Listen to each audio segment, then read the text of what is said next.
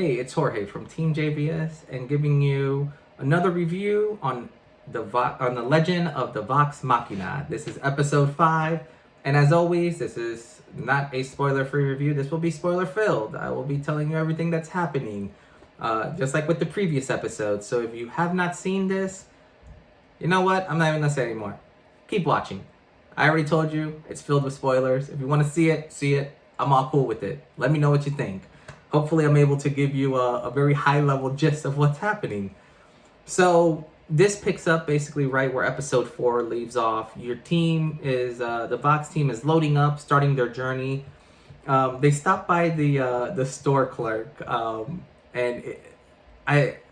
really enjoy the store clerk. He's a character who's only been on the show, I think maybe like, I want to say like 2 or 3 times only for like less than 30 seconds, but he's very memorable. And he's hilarious, you know, in the way that most store clerks would be. So it was funny, you know, definitely going through that and seeing them use up and take the equipment that they need, which, you know, most D&D games, before you know you're going to go into like a long journey, there's usually, you know, a store somewhere you go to like load up on gear, which is exactly what they did. From here, while they're going, you kind of see, you know, just kind of the team just interacting and all that. And at one point, you kind of see Gorg just really showing his emotions and talking about how he misses Pike, which I thought was really sincere and really neat, seeing how, you know, you have this massive tank of a barbarian who is actually just sad that he can't communicate with his friend anymore. Which, you know, I thought was such a sweet moment to kind of show that tender side of him. But as they're going, you know, they kind of notice that they're being tracked, which I thought was kind of cool. And obviously they don't know by who, but all of a sudden, you know, they kind of stop and you see these wolves like pop out of nowhere. And, you know, these wolves aren't your normal wolves. And anyone who's played D&D, you're probably going to know what type of wolves these are, but like their mouths open up almost like in Blade, how they have like that little like Pomeranian Blade, how his mouth opened up in like 3 different ways. This is basically what happens here. So they get into this like crazy battle with the wolves, and you know, they finally end up, you know, killing for the most part these wolves, but the last one, you know, they end up taking the book, and, you know, unfortunately, it's this huge, like, last-minute cliff dive where they end up losing their carriage and their horses, and Vax had to, like, shoot an arrow with a rope on it to save, what do you call it, the bard from dying, but it, you know, you kind of see all this, and they end up saying, but when the wolf lands on the ground, you know, it's kind of like hits on a spike and you can tell it's dead, but it just kind of like gets up and like rips himself in half and just kind of keeps trotting away. Vax had a shot at it, and I'm not sure why she didn't take it before it entered the forest, but she didn't. From here, it's kind of crazy because you kind of switch over to, you know, where the Briarwoods are, and it's kind of Whitestone, and you see this group of family just kind of come in, and this one little girl, it just seems so excited, and, you know, the lady basically just tells her, you know, like, she was like, oh, did we win something? And the lady was like, yes, you know, you did. And she puts this necklace on the little girl, and it's the relic. It's Pike's relic. It's like a new relic that she put on her. So that alone throws me off, because now I'm wondering, like, what are they doing with this family? And the way that they kind of alluded, like, it just didn't seem right.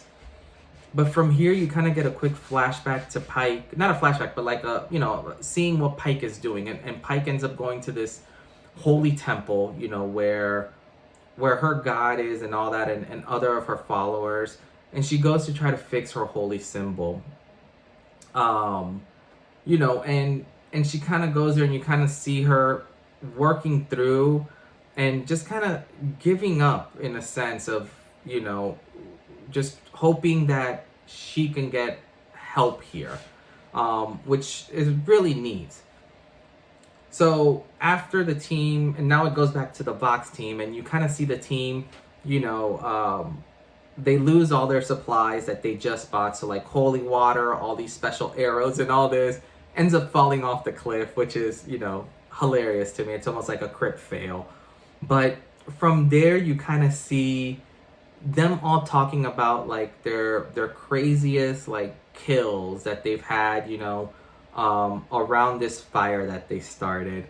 And once again, the bard steals the show. And it, you know, the only thing I'll say is I literally was laughing out loud when he goes, I still finished. Like, and once you see it, you'll understand, but hilarious, like hilarious. So as they're going through this, you know, at one point they start talking to Percy, and they're asking him to like tell them about the city. And Percy's telling them about the city, how it's always in bloom, and it's this beautiful place, and it has almost like this living tree in the middle of it, you know. And it's just this beautiful, gorgeous, like the way that he's describing it, you're just like, man, this is like paradise, like Adam and Eve type of paradise, you know.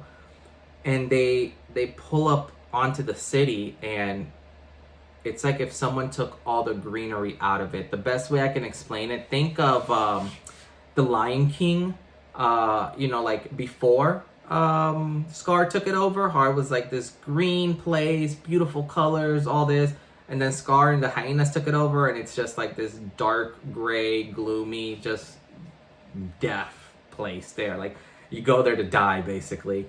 So it's no longer beautiful. And the team is going through the city, and the city now has, I guess, some type of giants protecting it as well. So they obviously are like sneaking through. And this episode ends in like such a heartbreaking way, because they turned a corner after one of these giants walked by, and they were kind of hiding in an alley. They turned a corner to where this like living tree used to be, and it's that entire family and group of people that the lady and the count brought over. It's all of them hung, and they're all just hanging from the tree, but they're all made to look like the Vox Machina team, which like it just shows you like how like evil you know, like they're facing, you know. It's like you're getting these innocent people from your town, killing them, hanging them, and then like dressing them up to look like the team that's coming to hopefully defeat them. So that's how this episode ends. You know, it was definitely, I was not happy with the ending, but I love it because it invokes so much emotion just seeing that, and you're just kind of like, dang it, like this was just such a good thing. And for a second you almost had hope that, you know, the Briarwoods weren't these like super duper evil people, but nah, they're scum. So I'm excited for episode 6. I'm hoping that, you know, in this episode they're able to come and at least get closer to achieving this goal of destroying them. Because I mean, just killing people just the way that they did, and the way that they did it was just rough. I wasn't a fan of that. But I get it, because every Batman needs its Joker. Every hero needs its villain. But yeah, they're definitely playing this villain up awesome, which is great. But yeah, definitely this series continues to knock it out the park. Loving every moment of it. I do like this Percy storyline that they keep following, and just how much they're going about it. So yeah, so this is definitely one of those awesome ones. But yeah, let me know what you thought about this episode. Let me know, you know, who did you enjoy seeing the most in this episode? And what do you guys think is going to happen with Pike? You know, is she going to be able to talk to her god again and be able to, you know, rekindle that and get a new atonement, you know, like relic that she can have? But either way, this is Jorge from TeamJVS. Talk to you next time. Peace.